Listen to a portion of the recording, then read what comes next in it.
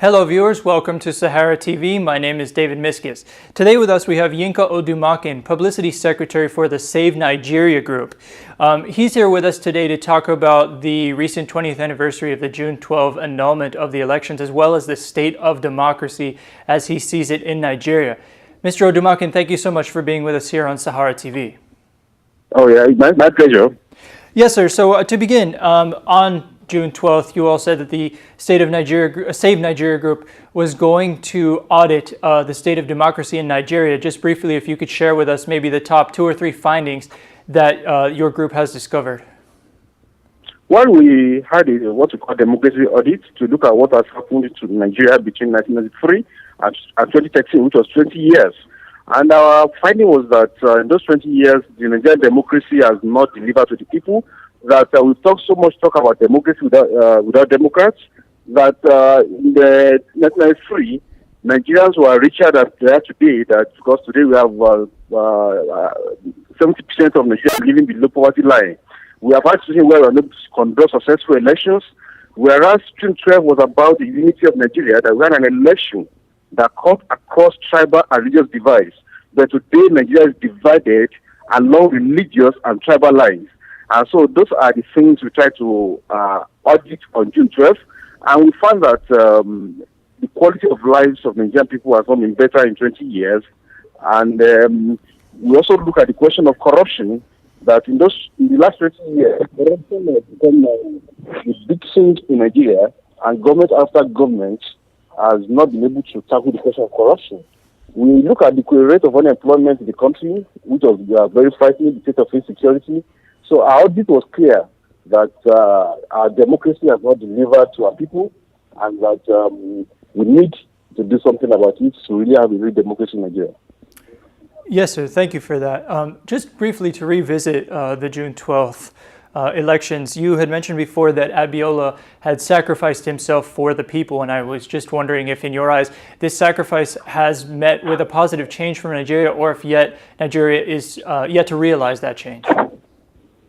Well, the change that we saw in 1993, in 1993, MK Abiola campaigned on the basis Hope 93 and fair way to poverty. In 20 years, we have not realized that hope. What we have today is an illusion, that we are deluded because the question of having a better life has not been realized. The economy is in shambles, the freedom of choice is not there, the institutions are weakened, and today, Nigerians sleep with both eyes opened. Because today they are much more insecure than they were 20 years ago. So there's a gap between where we were in 1993 and where we are today. And whereas Ginger promised us a better country, today what we have in our hands is not the country that we hope for, and that's a concern for us. And politicians are not really interested in that. All they're interested in is their own interest, how to fit part on the system, how to take advantage of the economy, and to build this step for themselves and not for the people. Yes, sir. So on that line, I mean, you've mentioned the state of corruption, both encompassing numerous politicians across all parties of Nigeria. And not only that, but you mentioned the high poverty rate, which by your own estimates and estimates of analysis done in the country has shown that since 1999, the past 14 years of democracy, poverty has gone from 45% to over 70%. Not only that, but youth unemployment is very rampant, as well as just the educational sector has fallen apart in many universities and areas of Nigeria. So considering this, with the issues with the ruling party not addressing these problems, as well as recently we saw the new opposition APC meet, and in fact they failed to pick leaders, and some people have worried about the state of this new political party and whether they're actually going to bring the needed change to Nigeria and be an active and real opposition group come 2015. So in your eyes, do you see what kind of changes need to be made as far as opposition groups or even new political parties encompassing the youth or other realms of civil society before 2015 in order to realize the change that you're seeking? Well, I think having looked at the state of political system in Nigeria, when you look at the ruling party and look at the opposition parties, the difference between them is the difference between 6 and half a dozen. Just remove their leaders, all the parties are mostly the same, the characters are mostly the same, and that's why there's so much fluidity in the system today. When you look at the APC today, that say, okay, they want to form a new party to take PDP out of power. Then most of the people that are running around to get to their party are also people from PDP.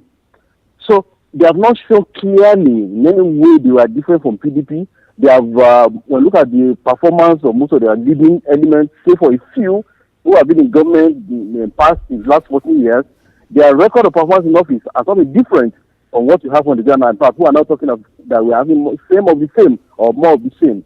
I think that to get Nigeria out of the woods, a party that will be able to connect with the people, the young people, the deprived, the dispossessed, must be able to come out with a clear agenda of transforming the country that is different from what we have at the moment. Must be very clear on the question of corruption, must be very clear on the question of wastages in government, must be very clear about rebuilding our infrastructure, must be very clear, on rebuilding our value system, must be very clear on the value of education, must be very clear about our infrastructure, must be very clear about transparency in governance. We have not seen any of the parties opposed to the new party demonstrating this kind of a new character in politics. So as it is, it's what many of us believe that Nigerian people must take down destiny in their own hands. They cannot leave their destiny in the hands of the politicians who are mostly all of them. All they are trying to look at is how to better their own laws, their own interests at the expense of the people. So one of the issues that has come up a number of times has been the problem with insecurity. I mean, a lot of these things, the poverty or the fact that, other issues with the country can be tied or at least come out of the fact that there is not security in many parts of the country. One of these issues is, of course, with the north and the menace of Boko Haram. Now, we're over 3 weeks into the state of emergency. In your mind, was this a correct move by the government, and do you think it will succeed? Well, I think the decision to declare state of emergency in those 3 states was a good move, but it was late in coming. The government should have done this a long time ago, but it was playing a kind of game, funny game with this issue, thinking that it could pacify the terrorists. In the last 3 weeks, where this emergency have been declared, we have seen that there have been a kind of a drop in the rate of bombings across the country.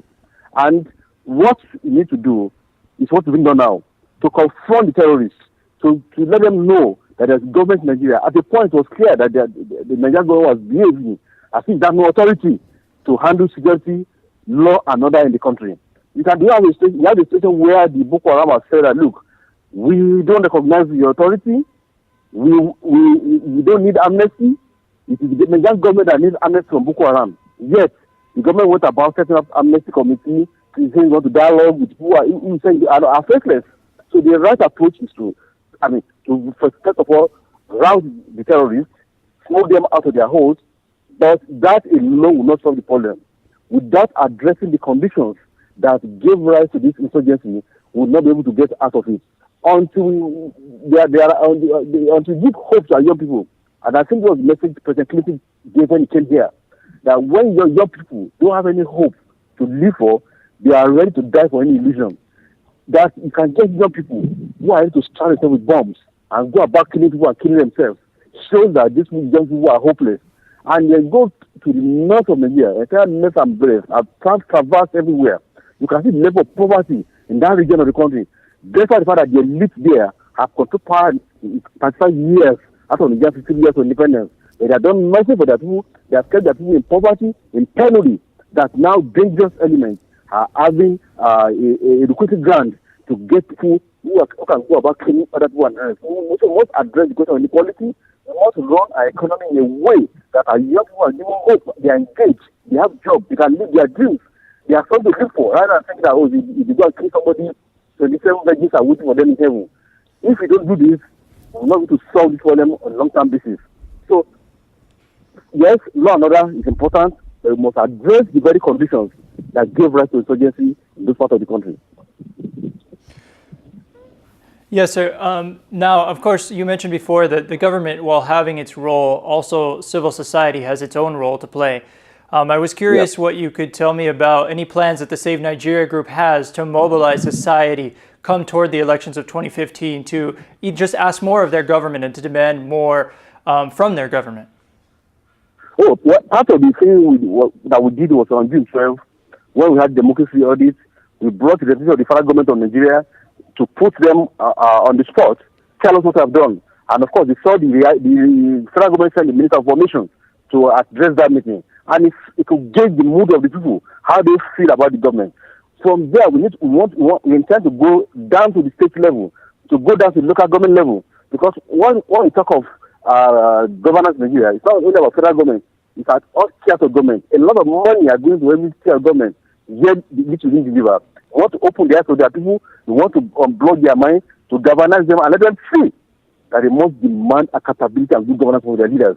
That they should not allow them to continue to run business as usual. That they must stand up for their right, put them under scrutiny. And where they know that they have not delivered to them, they must be ready to vote them out and vote for change in subsequent elections. So we shall go around the country, we shall be mobilizing the people to explain to them, to let them see that they must make demands of their government, they must insist that they do the right thing, and when they are not doing the right thing, it's their duty to change such people from government. Yes, just one final question, and thank you for that. So you, both yourself and your wife, are high-profile activists within Nigeria. Can you tell me some of the challenges of this, confronting the government and other institutions on numerous issues to try to enact a better society in Nigeria? Well, we actually met on the trenches in the days of the military under General Sani Abacha. After the annulment, we met in a detention in Lagos, where we have been detained at different spots and brought to the same detention facility. That's where we met, and our spirits clicked, and one thing led to another. But in the other years we married, we've not chosen our passion. We've not allowed our responsibility to our home to affect the things we are committed to doing for our country. And we are kind of committed to what we are doing, and that's why we've been able to carve a niche for ourselves in terms of defense of fundamental liberties in our country. It's not an easy thing, but it's what you are committed to. And when you are living your dream, when you are fulfilling your passion, we find a way to strike a balance between other things so that we can live a well-rounded life. But there have been challenges that we've faced several times. We come under different attacks. There was a point in 2007 that government even came to our house, but we did not surrender to fear. We counted the cost in advance, and we believe that it's our desire to see Nigeria change, to see a Nigeria that is transformed, to see a Nigeria where every citizen can live under rule of law, where the rights are protected, where the resources of the country can be used to take care of the needs of the majority of Nigerians, rather than using it to feed the greed of a few, which is causing the system now. That is a lifelong commitment for us, and we do not intend to abandon it. Well, thank you very much, Yinka Odumakin. Viewers, that was Mr. Yinka Odumakin, Publicity Secretary for the Save Nigeria Group, here with us on Sahara TV to discuss the recent audit by that group on June 12th, the 20th anniversary of the annulled elections in 1993, and to give us some updates on the state of democracy in Nigeria. Mr. Odumakin, thank you very much for coming with us here on Sahara TV.